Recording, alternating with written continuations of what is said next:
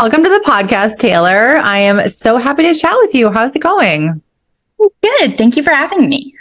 Yeah, I'm super pumped.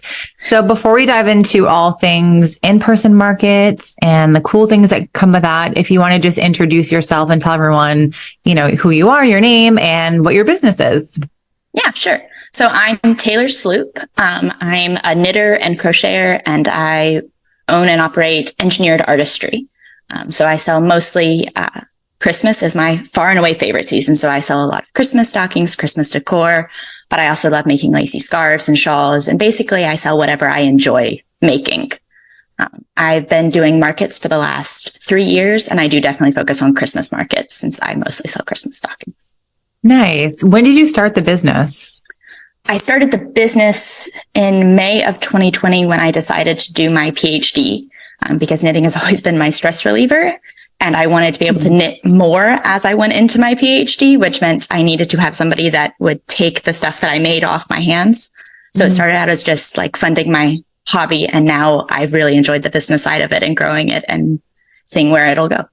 So. Oh, I love it. And I have to say, before we, start chatting about the business stuff, your stockings are so awesome. I know I told you last year that I was going to buy one, but I will buy one this year. I don't know. I get very squirrel brained and I just forget things, but your stockings are amazing. And I know how much love and care that you put into them. So how long does it take you to make one? I'm just curious, the Christmas between 6 and 8 hours, depending on which stocking it is. Oh, wow. So a lot. Lots of time. Jeez. Yeah. Okay, cool. Let's dive into it. So this is the first, and we've already talked about this, but just for anyone listening, you have not been on the conversation, so I'll just repeat myself. This is the first episode on this podcast. So 2.5 years of episodes, almost 200 episodes that we've done here. And there's not been a single one about in-person markets. I'm kind of shocked, actually. When we agreed to have Taylor on, I was like, oh my God, yes, in-person markets. Why have I not had a single podcast episode about that? So I'm super excited to just chat with you and just kind of learn, all the things that you have figured out doing in-person markets, because I think one of the biggest issues with having an e-commerce business is trying to convince people to buy a product from a website screen. And sometimes it's really hard to take a physical product and portray it the way that you can in person on a website, and that's the benefit of doing markets is you don't have a brick and mortar store, but you're still selling products in person and people can touch them. They can smell them. They can feel them. They can, I don't know, what's the word? Get all those senses that you can't on a website. So I would just love to talk about your process with markets. How did you get started with those? I would love to hear. All right. First, tell me how you got started. Then I want to ask you some questions because I go to a lot of markets. I am a huge farmers market person, pretty much anything. And I have a lot of opinions, of course. I have a lot of opinions on a lot of people's tables and setup and presentation. And I want to talk about that because I think there's so many mistakes people make. However, there's so many cool things that people do. And I love seeing a good booth, a good banner, a good setup, they're friendly. They're not looking at their goddamn phone the whole time. It's wild. Okay. I'm going to stop talking and let you talk. So tell me, how did you first get started with markets and what kind of in-person markets are you doing? Is it a farmer's market or a specialty one? So I pretty much always stick with the specialty Christmas markets. Because people are specifically coming to buy gifts or Christmas decor. So that tends to be a lot more of my target audience because my prices are really high. It's definitely a high-end business. I mean, it takes me 6 to 8 hours to make it, and I use hand-dyed merino wool. So my stockings are expensive. So that's not something people are just going to see at a farmer's market and go, oh, it's October. I definitely need my stocking now. So it's definitely got to be a seasonal thing for me, at least on my scale. Mm-hmm. So I stick with the Christmas markets, or I have done a Christmas in July market. That was actually really fun. Oh, nice. Okay. And I usually tend to stick with churches and high schools. So they'll usually put on much cheaper craft fairs than your, what are they called? Some of the big charities, I'm drawing a blank on what they're called, but a lot of the charities in my area will host these massive 5-day events. And those are a little bit too big and too expensive for me. So I tend to stick with the high schools that put on 1 or 2 day events, the churches that'll put on 1 or 2 day events, and try to pick areas that have a lot of people in my target audience. So if it's like Christmas is definitely much more Christian. So you're picking, usually for me, it's Protestant churches with a lot of young families. So the more kids, if they have like an elementary school or preschool in their church, that's going to be much more of my target audience. So trying to pick the places that I know my target audience will be. Okay.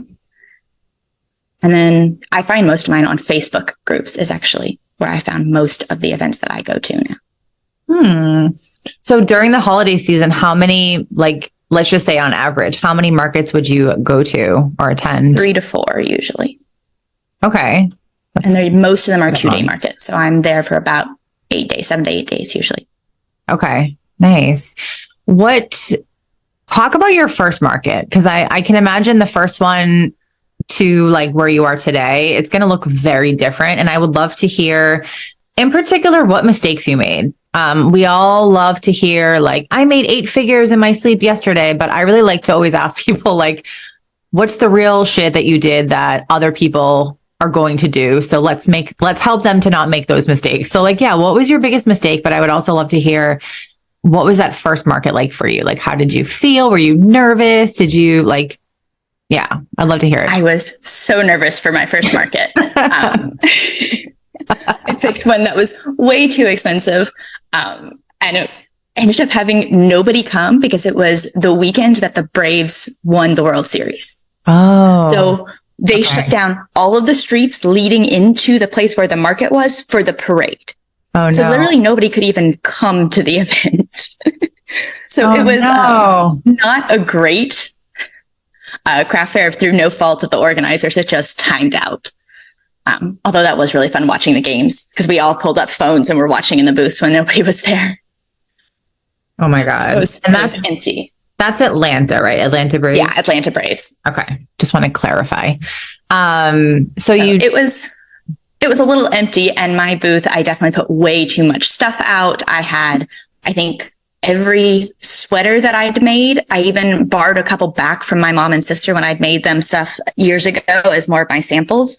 I borrowed those back. I had way too much out on my tables. I didn't have a consistent colors at all. And I didn't actually remember to leave myself somewhere to stand. So like I had to stand in the walkway because I didn't think about that when I set up my tables, that I have to actually be here for, 15 hours in the course of 3 days. Yeah. So definitely a learning curve. But the people that did come because there wasn't much pressure, they could stay in the booths for a while and everybody was just chatting, vendors and customers. Mm-hmm. So the people that did come shopped a lot. So I actually ended up doing okay. I made back plus a little bit, which I called a win for my very first craft fair ever. Yeah, but absolutely. It was, I learned a lot from the first one. Did you have like a banner, like a sign, or not a banner? So if you're doing, so I'm thinking of like farmers markets where people have the banners above. I'm like waving my hands around like as if I'm showing people what I'm talking about. At farmers markets, they have like the banner above the booth that's like probably hanging on the structural piece. At the craft fair that you're referring to, there probably isn't like a huge banner, but you would have like a tablecloth or something. Could you talk about like what your display looked like? Because I probably have a couple questions just on like what you did and things like that. Yeah. So I pretty much always get a 10 by 10 booth if possible. I don't ever go smaller than 9 by 9 just because my tables don't fit in that. And I use a U shape of 3 tables. So like you can walk in a circle around it. And at the front, for the first craft fair, I did not have this, but I actually built with my dad a folding checkout stand that I put at the front. Wow. So I have somewhere to sit that I'm kind of like not getting in people's way when they're trying to look at things. And I'm usually knitting behind it. So people will be more likely to come in and ask questions. I found if I'm doing something with my hands, so I'm not just staring at somebody when they come in the booth. Okay. For my signage, I actually got a folding chalkboard. So like the ones that you see in front of coffee shops and stuff like that. Oh, yeah. And my sister is an artist. She actually designed my logo for me a very long time ago, but I convinced her to draw on the chalkboard the logo that she made for me and all the stuff that I sell. So that's the sign I use right now, is just a chalkboard. Oh, so cool. I want to see what this sign looks like. I'm curious now. It's on a couple of posts somewhere back when I did craft fairs, but in December. Oh, nice. She did a very good job. I was very impressed. That sounds really nice. So it's your first one or two fairs, whatever.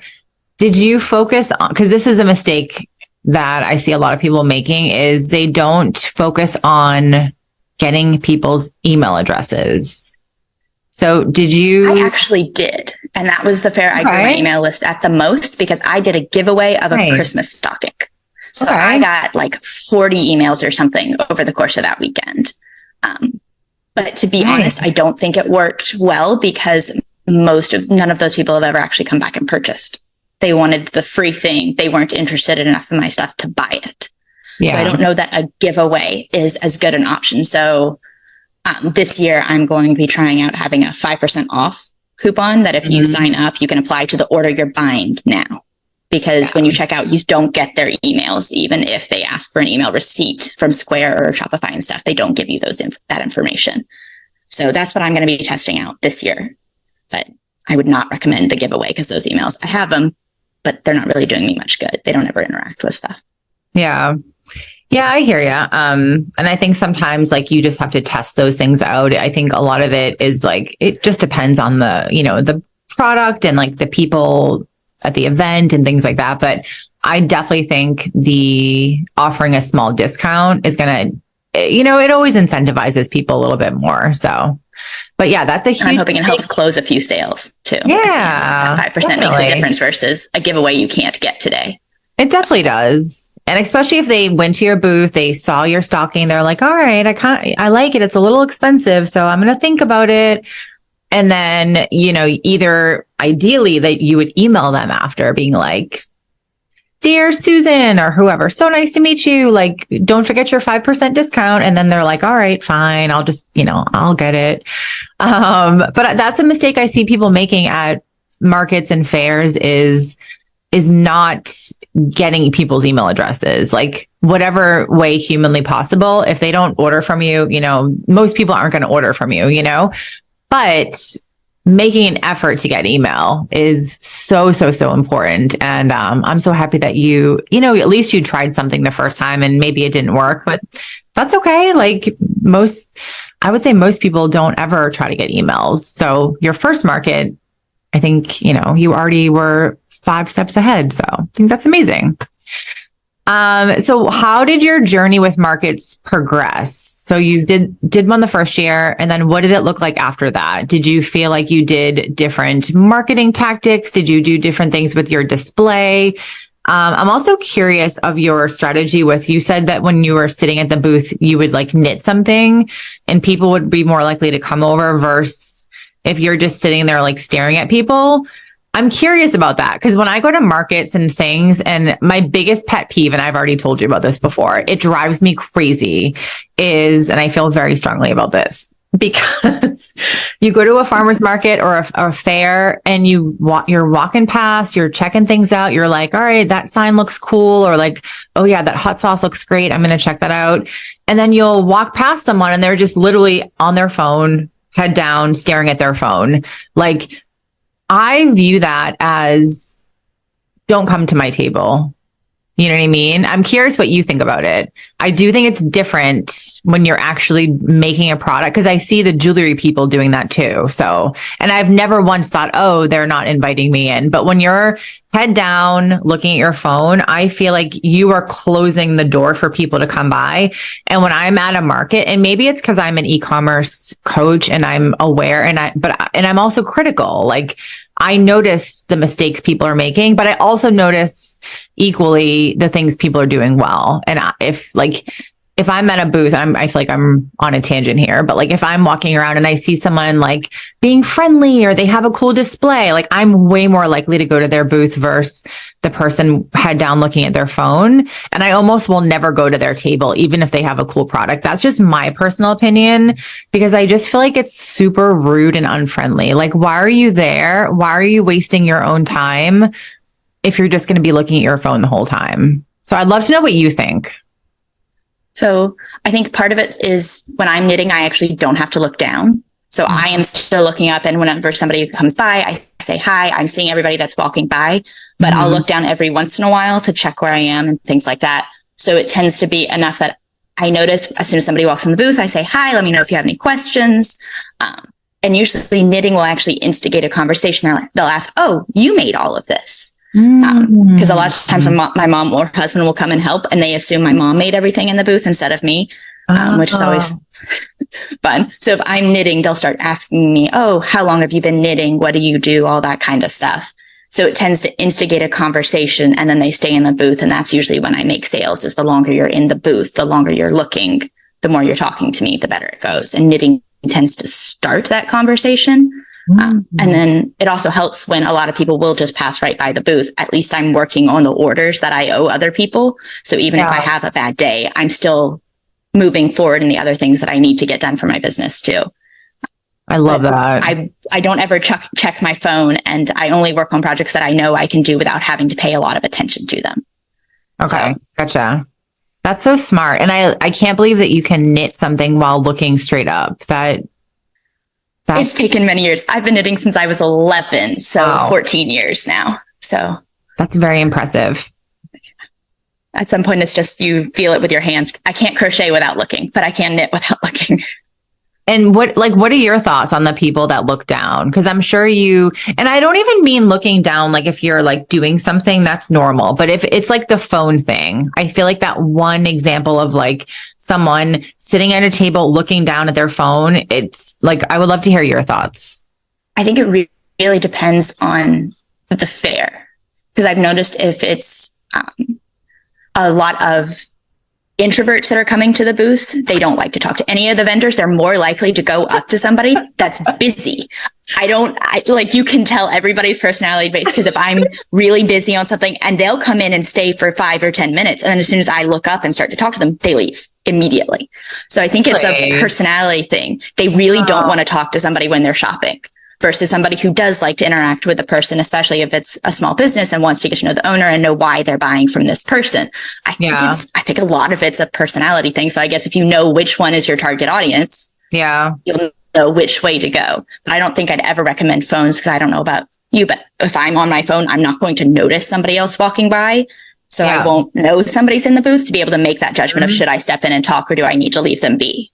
Yeah. So I still wouldn't recommend phones just because it's distracting, but I've seen people do like crosswords and stuff. And so they're paying attention. Okay. They're doing something else, which, I mean, people were always stopping in their booths. So it's what I can see in the booths all around me, because I don't use my phone. I don't want the battery to die. That's how I take payments. So. Okay. Smart. Yeah. And I totally understand. I mean, I used to do events, and I'm definitely an introvert, and it's awkward. Like, it can feel awkward. It can feel uncomfortable. I'm definitely not saying, oh, you have to go to an event and like sit at your booth and be like, come on in, people, like, come by. Like, that can also be like, no, I don't want to come by. Very off-putting. Be quiet. I actually sometimes, at the flip side, I feel like I sound very high maintenance when it comes to markets. I really am, actually, now that I'm talking about this. I sometimes, when I'm walking around and they're like too pushy, I'm like, oh, no. I feel like your approach is good. Like, you acknowledge them. Hello, let me know if you have any questions. That's all you need to do, I think, because you're making eye contact even for a second. You're saying hello. So you're being friendly and polite. You're inviting them to come and look at your stuff. And you've said, you've opened the conversation, or like you've opened the door to a conversation, but you're not being pushy. So I think your approach is actually like perfection. So I'm glad that, it's obviously working for you. So that's great. So for anyone listening, if you are the phone person at the farmer's market, please stop. go get a crossword, or I don't know, but get off your damn phone. But I also think there's a level of like not being too pushy, but being friendly, inviting someone in, figuring out how to get people to have a conversation, or even like, I know with like, because I go to a lot of markets and I always look at jewelry, and I really like when people kind of like, they're not hovering, but they're there and they're like, let me know if you have any questions.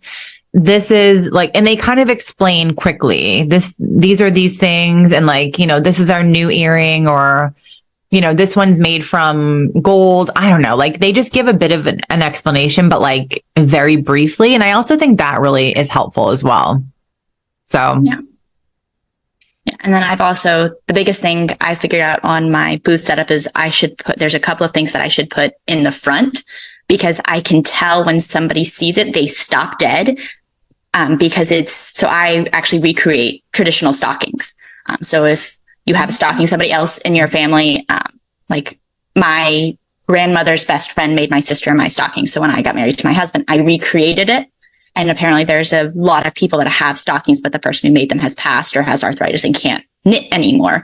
So I can recreate pretty much any stocking as long as it's knit. So I put those two up in the front, and I'll get people that will stop dead in their tracks because it's the exact same stocking that their parents had. Oh, that's so cool. So they'll always stop. And I can tell, like, if it's in a very specific spot, it's the only thing in that part of the booth. So if they stop there, I know that that's what they're looking at. So I can give the spiel that I always give for the recreation stockings, because they're clearly somebody that's interested in it. But if they breeze right past that, then I know that's a spiel that I should skip for that person, because that's not something that they probably have. They're not familiar with that type of stocking. So if you spread things out in a very specific way, you'll know what to pitch to each person, which has been really helpful, because if you pitch the wrong thing, then they're just going to leave. So I found spreading it out to be extremely helpful. And how long did it take you to figure that tactic out? Because that's so, like, I feel like you've mentioned so many small things that are super, super smart to like get people to stop by. You're not annoying them. You're giving them information, but then also things that like they're conversation starters. Like, how did you figure that out? I'm just curious. I am not great at talking in front of crowds. It is not my thing. So doing the markets is very much out of my comfort zone. So the way I work when something stresses me out is I look at data. That is why I'm getting my PhD in engineering. So every time there's an interaction, I try to compare it back to other things. And I've noticed, like, my mom actually suggested, just put the stockings at the front. We don't have anything to fill that spot, so just stick them there. And I noticed that people were always stopping for that. So the next day at that same craft fair, I moved those stockings to see if people would still pick it out if I put it somewhere else, and they didn't. So I moved it back. And then the next craft fair I started, when they stopped there, I'd start talking about that stocking instead of when I usually talked about when they actually get all the way into the booth. And it worked much better. So it was just a lot of trial and error and basically running little mini experiments for each of my craft fairs, which also keeps me engaged the entire day. Because if you're there for 8 or 9 hours, it can get very boring very quickly. So I run little experiments throughout the day, move things around, see what draws people in better. That's so awesome. That's really, really smart. And that makes sense, because again, you have like the science brain, but also you have the creative brain, because you are making these like beautiful stockings and like, doing markets. And I love that. It's like such a cool little balance. And I also just appreciate that you are using data to like make decisions. I love that so much. I feel like so much of business is like thinking about, okay, I did this and what happened, and how can I compare that to this next thing that happened? So I think that's really, really cool. I can like see you with like a little spreadsheet, like, okay, farmer's market, put the thing here, and like this many people stopped here. And like the next day you would like switch it around. I can like see you like tracking on a spreadsheet. Yep. It works so well. I love Excel. I love it. Okay, cool. And so what else when it comes to markets? Like, I know it's like, how to find the best ones. I'm just curious, since we're kind of talking about some mistakes that people are making, but like, what mistakes do you see a lot of people making when you go to all these markets? if you notice people's mistakes or just things that you're just like me with the phone, like that for me is such a mistake. But for you, you might think other things are mistakes. I'm just curious what things you notice that you're like, oh, I feel like that isn't working well for that person. The things that I usually notice the most are booth setup and then what the vendors are doing during the events, because I'm there the entire day. So I get to compare what they're doing throughout the day. I have definitely stolen ideas from booths next to me that worked really, really well. That's actually where I got my phrase of the, hi, welcome to my booth. Let me know if you have any questions. I stole that from the person next to me at the very first event. So I highly recommend listening to the people around you. But a lot of times they'll set up their booth and it's really hard to figure out what they're selling when you look in. So because when you're walking by and it's really narrow walkways, usually you have to really think about from both directions, what can people actually see as they're walking towards your booth? So a lot of people will put something that's really not reflective of the rest of their booth at the very front. And then even if they'd love most of what you sell and that one thing's not it, then they'll walk right past. Or the other thing can happen of where they love that one thing, but they don't want the rest of it. And they also won't walk in your booth. I've seen that a lot, especially like with jewelry. I've noticed it the most if they sell mostly really small pieces, small, cute necklaces, little earrings, which is definitely my style, but they put their big clunky jewelry at the front. So you're attracting the people that probably aren't going to buy most of your stuff from what they can see as you walk past, because that angle with the little square booths, that angle is really tight. So you can literally only see what's at the very, very front as you're walking past. And that's when most people are making their decisions.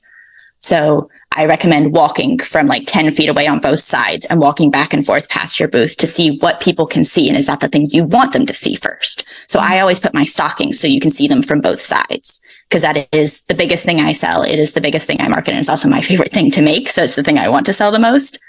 So those are always at the front for me. And then it moves into other Christmas or scarves or whatever else that I'm selling. But I start with the stockings because that is present throughout my booth. So like for jewelry, if you're selling big jewelry, make sure that's at the front and as well as it's spread throughout your booth like you normally would. And then a lot of times vendors will they'll have some help, which I highly recommend having somebody come in so you can actually take breaks. But during their break, they'll just start chatting so much that they don't notice the people walking past them. Okay. So especially if you are on your own for most of the day and you only have somebody there during lunch, just think about that. You don't want to just start talking about your day and how the market's going. Because if you're talking about how the market hasn't been very good and a customer happens to walk by, they're going to walk right past because they think it's because your stuff isn't good enough, not that the market's just been slow. Okay. So those are good. Those are the two biggest that I've noticed. I like how you talked about the display. It's almost like when you go into a store and you see, and I'm laughing right now internally because I'm thinking of my friend Michelle, who has, shout out to my friend Michelle. She's amazing. She has a podcast called the Retail Horror Podcast. And it's all, she basically like her job in business is to go and help stores with their displays. So she'll redo all the interior of a store and make it so you can walk through, your best sellers are featured in the right places. Like she's a friggin' genius. But I was on her podcast and we were talking about like awful displays in stores. And she talked a lot on my podcast. She talked about like plastic planters. That's what they're called, planters, but they're like plastic things that you would like put product on in stores and it like makes it so the product is higher up. I think they're called plastic planters. And she was just basically saying how god awful they are, like horrible they are. And I think of the same thing at markets and things is like you having, I don't know what the correct word is here, but like having stuff that's like not all flat on the table that has, what's the word? Like, I'm thinking of the word dimension. I think dimension, depth, something along those lines when you're adding height to your booth. So it's at different height levels. Yes. Depth is the word I was thinking of. Thank you. So what do you use to like, what kind of props do you use to kind of make the products on the table, like shift or look different or how do you add depth to your booth is what I'm trying to say. So my dad's an engineer too. I'm an engineer. So we like to build most of the stuff that's in my booth. So it's actually been really fun to just build it with my dad. So, but I started off, the very first thing I did was I got 4 different crates, and I would recommend crates that stack in each other for the purposes of getting it to and from your craft fair. You want it to all stack together or it takes up way too much space. but I found a couple of crates for like $30 on Amazon, stained them a dark brown color because most of my stuff pops on the darker colors because I do have mostly red, white, and green in my booth. And I used those on tables. And then I actually used the bins that I brought all of my stuff to and from craft fairs at the first couple and just put tablecloths over them. Okay. Now, though, that I've had a little bit more time, my dad and I actually built a couple of shelves. So like there's a one at this level, then it's something stacked on top of it, and then a really tall one that holds, they're wine bottle cozies, but they're Nutcracker pants and Santa pants, and you can put 2 bottles in them. So I put those up really high, so it's right at eye level, because those tend to attract people in because they think it's so cool. They're not sold as much, but it gets people to come into the booth. So I put those up really high.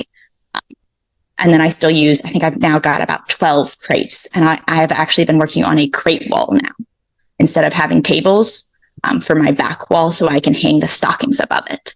So crates and just building shelves out of wood. I'm sure you could also, if you didn't want to build it, Amazon's got a bunch of them. I think Walmart had a couple when I was looking at what designs I wanted to use. So you can definitely find cheaper versions, but if you know somebody that can help you just, if you're just using a drill and a screw, cutting the boards, I would highly recommend doing it yourself. So it's the exact size you need for your stuff, because I needed really short things and then one really tall one, and it's almost impossible to find the right sizes. So I recommend building it, and I just threw tablecloths over top of those. Okay, nice. And for the displays too, do you use a tablecloth with like a logo on it, or?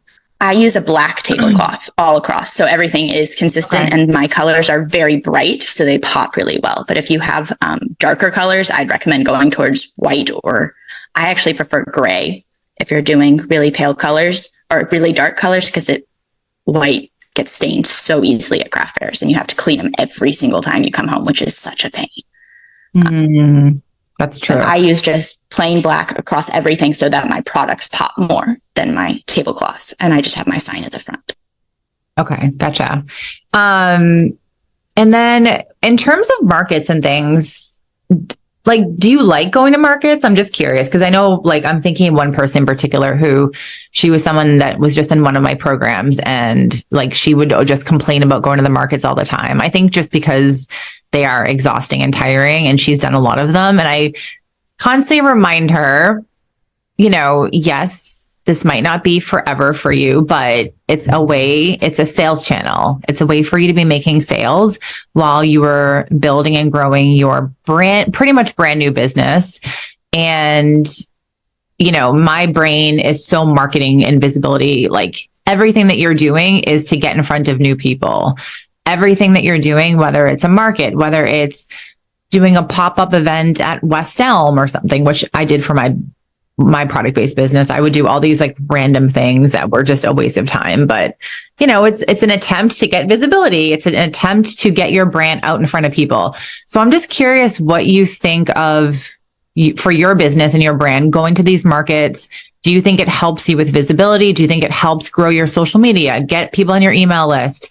Ideally, they discover you at a market, follow you, join your email list, and then they buy from your website. Not ideally, I guess it doesn't matter if they buy in person or on the website, but they would maybe buy something in person, and then ideally, this is the ideally, they would buy something else later from your website because now they know you.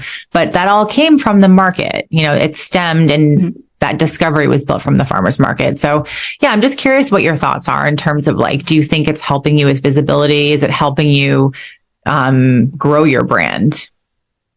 I definitely think it's helping with visibility. It's also my largest sales channel right now, even though I only do 4 of them. It's much bigger than Etsy or my website, because people can feel my products, and at my price point, that makes a huge difference when you can hold the stockings. And then a lot of times the big sales I'll get with like 5 or 6 stockings to one family. It's because the kids are there and they get to pick their stockings, which is a little trickier to do online than when they can physically hold them. But I get a lot of people that saw me at craft fairs last year and will come find my booth and bring someone with them, has actually been the biggest return I've gotten on those sales. They'll come find me, they'll take my card and give it to somebody else that they know that's in the market for stockings. So it's been more of a word of mouth than social media or anything like that. But my target audience also is not hugely on social media. So it's not super surprising. Okay. So it's been very, very big for me for that. And I do get a lot of people, oh, I bought a stocking from you last year and I need another one because there's a new member of my family. Can you make me this one too? Oh, that's awesome. And that's like exactly what you want. You don't want, like, I'm so big on customer loyalty, customer retention. How do you get a customer and then turn them into like your super fan? So they buy from you. And when they are like, I need a gift for someone that's cool and unique. Oh yeah, Taylor, I'm going to order a stocking for her because that's a really special gift. That's really what you want. So I love that you're already starting to get that just a couple of years, into your business. Yeah, I think that's awesome. I feel like I was going to ask something else and my brain just spurted. I feel like I have a lot of questions. I still want to there's so many things to kind of talk through, but I would also just be curious, like switching lanes a little bit, like what is your why? What is your why behind your business? Like, why did you start it? What keeps you motivated to kind of keep showing up? All that kind of stuff. The original why behind my business was I love knitting. I love crocheting. I wanted to keep doing it and I wanted to be able to make new things and start to learn how to design my own patterns and branch out a lot from what I was already doing. But to do that, I needed to have more of an income stream from the knitting to be able to justify what I was going to need to spend on the yarn and the needles and the time that I was going to put into it. So that's originally why I started the business, but it's definitely grown more into, I love helping people create their homes and create these memories that are always associated, especially with stockings. I love when people come up and say, I put up your stocking this past year and I loved it. And my kids loved using their stockings for opening presents. Or whenever, a lot of times with the recreation stocking, it's the smile on my son-in-law's face when we gave him the stocking and he felt like he was part of the family, truly part of the family. This Christmas was amazing. Uh-huh. So that's now kind of my why for why I keep doing this, is I love being a part of those stories and being a part of creating these memories for all these families. And it happens a lot with scarves too. It's one of my favorites is it was to a new soon-to-be bride. The mother-in-law or soon-to-be mother-in-law bought it before the proposal because she knew she needed a really good present for Christmas because she knew the son was proposing before Christmas. So she wanted to have something really special for her for that first Christmas that she was going to spend with them as part of the family. So just all those memories. When it's handmade, it tends to be people are buying it for a reason. And I love getting to hear about that. And the best way for me to do that is at craft fairs when people tell me why they bought it. So for me, craft fairs are always worth the time because I get to hear those stories. Plus, I also get to meet a bunch of other knitters, which is always fun. And we always get to talk for a while. But that I keep doing it because I love hearing the stories and being a part of people's family memories. So that's so awesome. I love that. I feel like that would be, I think sometimes with the product business, at least a lot of people that tell me, I felt very impactful with my business because I donated to pet rescues each month, a portion of sales. So I always felt like, okay, I'm making some, even if it's a little impact, I'm making something. But I know for a lot of product-based businesses, it can be hard to feel like, why am I doing this? What impact am I making? Why should I keep showing up? No one cares. But I love that for your product and your business, like people sharing those awesome special stories with you. I can imagine like for you, that would be so rewarding and like kind of just be everything, honestly. So I love that. That's incredible. You should, and this is just like an idea for you now, because now I'm thinking like, I have so many ideas for you. So are you using any of these stories on your website? If you're not, I would try to use those or implement them in a way that, you're allowed to use people's names, but those stories should be you could infuse that in your packaging and your insert. I have so many ideas. We'll chat after. But if not, you should definitely try to utilize those stories and bring those into your website, because with the website, it can be really challenging to bring that like in-person experience on a website, on a screen. But I think between product photography, video, and then using those little stories, like why someone bought this Christmas stocking, and then you could put that on the product page. And I think that would be just really awesome. So just a little idea for you. Thank you. I have them on some of the pages, but I don't think I have any stories on the product pages at all, just on the homepage. So yeah. And that could be like I feel like that could be some kind of like a video that's like streaming at the bottom that could just have like an image graphic of the stocking. And then you could have like a story, and it doesn't, I don't think it would have to be like exactly for that product. I think it's just stories from your customers, and you could just, yeah, I think we'll have to chat after because I'm getting a lot of ideas for you. Anyway, okay, I have one more question to ask you before you tell everyone how to find you and where to buy your amazing products. What has been like your most just exciting or just best moment that has happened to you since you've started your business? And it could be anything, but if you just have one moment that pops out of your brain that's like, I've made it, I'm successful, or just like anything that has been just really rewarding for you. I'm just curious what that moment would be. I think it was the first time I sold something to somebody that wasn't family or friends, because most of my first sales were definitely to my family and friends that knew I was starting the business. It was on Etsy, and it was somebody that had just messaged me and it's like, I love your pictures, but you have no reviews. Can you tell me a little bit about yourself? Yeah, I created the listing literally 3 days ago. So I don't have any reviews. But it is actually this picture is my stocking. She's like, great. Okay. I need 5. So we went through the entire design process, and I didn't have 5 stocking designs on my website at the time. So like I had to go through the process of finding new stockings for her, and I made them all. And we had to make a couple of changes on things as we went through the process. And then I sent them back to her. And that same day that they arrived, she opened it up and then took a picture of her youngest kid holding the stocking and sent me the picture back and said, these are absolutely amazing. I am so glad we went with you. And that was definitely a moment of, I made it. It's not my family. Somebody else really likes my stuff. This is something I can do. But they have now come back and since bought quite a few more stockings for other members of their family. So. Oh, wow. That's so awesome. Nothing is like your first sale, is it? I still remember mine. And my first sale for my product business was now 7 years ago. That memory is etched in my brain as if it happened this morning. It's so crazy, but that's amazing. So, and I'm glad that she's like buying more stuff from you too. So that's awesome.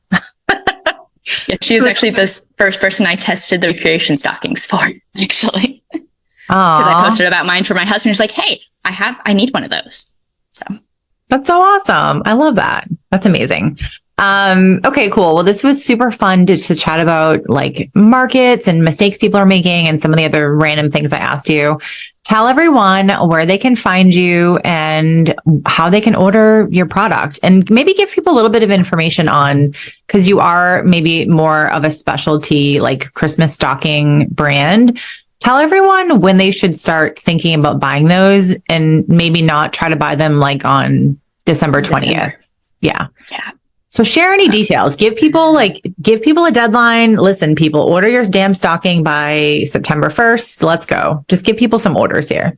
Yeah. So I actually have a Christmas in July sale coming up, which I would highly recommend buying your stockings then, because then I can guarantee you will get them before Thanksgiving, which is always my goal, is before Thanksgiving.